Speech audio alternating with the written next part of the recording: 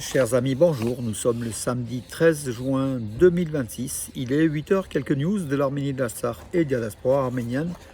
Ce matin, chers amis, exposition, donc le vernissage à 11 h 30 ce matin, salle Chenevier de la MJC Jean Moulin. L'exposition durera donc aujourd'hui et demain, donc 10 h, 14 h, 12 h, 14 h, 18 h. Donc voilà, aujourd'hui et demain. On verra si on prolongera de toute façon, parce qu'en fait, il y a une demande. Voilà, chers amis, vous êtes les invités. Vous êtes mes invités pour ce vernissage ce matin, où on attend beaucoup de monde. Voilà, pour faire ensemble, commenter l'Arménie, commenter donc, et puis voir ces caricatures qui sont liées à l'Arménie et aux Arméniens.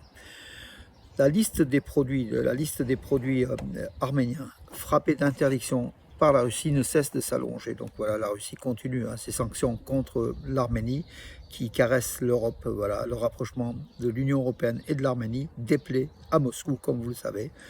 Au lendemain des législatives arméniennes du 7 juin dernier, donc c'est dimanche dernier, remporté par le Premier ministre arménien sortant Nicole Pachinian, dont elle refuse de reconnaître jusqu'à présent la Russie la victoire, donc en invoquant des effets délétères, l'ingérence occidentale, des fraudes et des irrégularités dont elle serait entachée. Donc la Russie semble décider à accroître sa pression économique sur l'Arménie et son allié historique du Sud-Caucase, auquel donc la Russie a imposé une série de sanctions dans les semaines qui avaient précédé le scrutin. Voilà, donc aujourd'hui, de très nombreux produits d'Arménie sont frappés de sanctions, donc des fruits et légumes, invoquant des motifs sanitaires. Les autorités russes ont bloqué des importations de fruits et légumes, des frais d'Arménie, de l'eau minérale, des fleurs, des poissons et certaines boissons alcoolisées, représentant plusieurs millions de dollars en amont.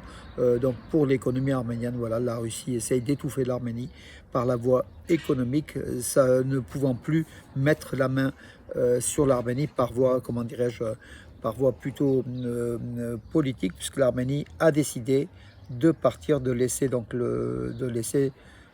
la Russie tout simplement, qui n'a pas protégé l'Arménie lors de la guerre contre l'Azerbaïdjan. Quand l'Arménie a été attaquée donc en septembre 2022 par l'Azerbaïdjan sur sa frontière est, l'Arménie a appelé l'OTC, l'Organisation de traité de sécurité collective, pour venir l'aider.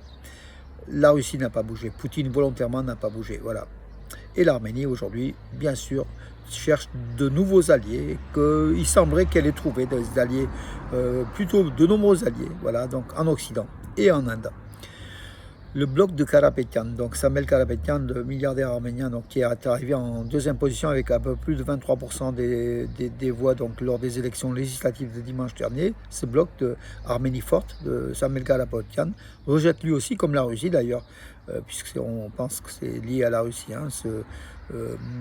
Samuel Karapetyan est lié à la Russie. Donc voilà, il rejette les résultats officiels des élections, d'ailleurs comme le bloc Kayastan Arménie de Kocharyan. Parmi les trois enclaves, il y a trois enclaves azerbaïdjanaises formées en Arménie en fait. Diklanachen, l'arménienne, devient Kiarki. Donc j'ai noté toute l'histoire, c'est durant la période soviétique, donc que ces territoires arméniens sont devenus des enclaves azerbaïdjanaises, une à hauteur de Kiarki, à hauteur de la région d'Ararat, plutôt à l'ouest de l'Arménie, à l'ouest, et deux dans la région de Tavouche, au nord-est de l'Arménie. J'ai un petit peu, donc qui sont à Velin-Voskepar, et puis donc Diklanachen, j'ai parlé, donc c'est dans la région d'Ararat, Vedi, anciennement Vedi, et dans la région de Ditchevan, du Tabouche, deux autres enclaves, donc Verin-Voskepar et puis Sofulu,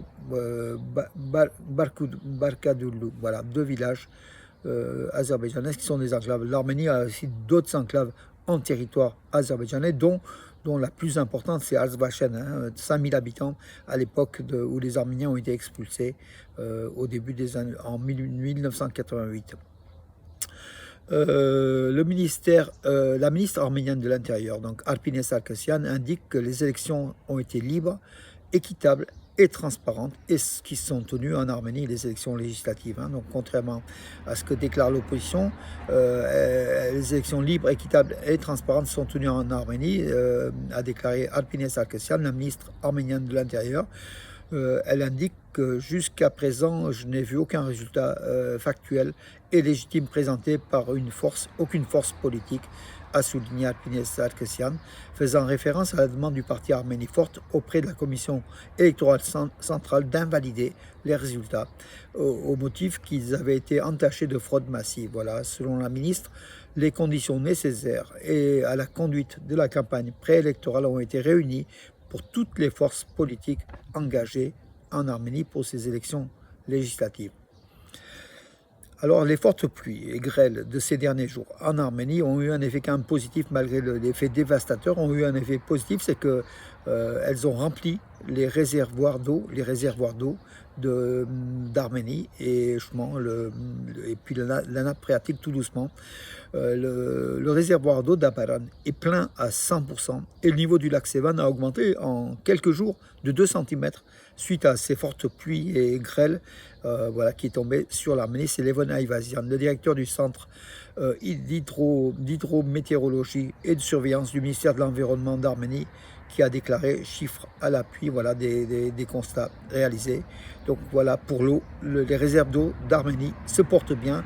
Et l'eau, vous savez, c'est la richesse, c'est l'or bleu, c'est la richesse pour demain. C'est très très important. La compagnie aérienne arménienne Flyone Armenia inaugure la liaison Yerevan-Almaty-Yerevan, une nouvelle ligne entre Yerevan et une ville étrangère, par cette compagnie Flyone Armenia, qui est la plus dynamique des compagnies aériennes en Arménie. Les autorités arméniennes ont reporté de plusieurs mois l'ouverture du nouveau poste frontière de Merri entre l'Iran et l'Arménie suite à des retards de travaux. Il devait ouvrir fin 2026, il ouvrira donc en 2027 selon le ministère arménien chargé justement des frontières qui l'indique. Donc ce n'est pas du tout, pour cause de guerre entre l'Iran et les États-Unis. Donc voilà, l'Iran est un partenaire stratégique important pour l'Arménie, est un pays voisin et ami de l'Arménie.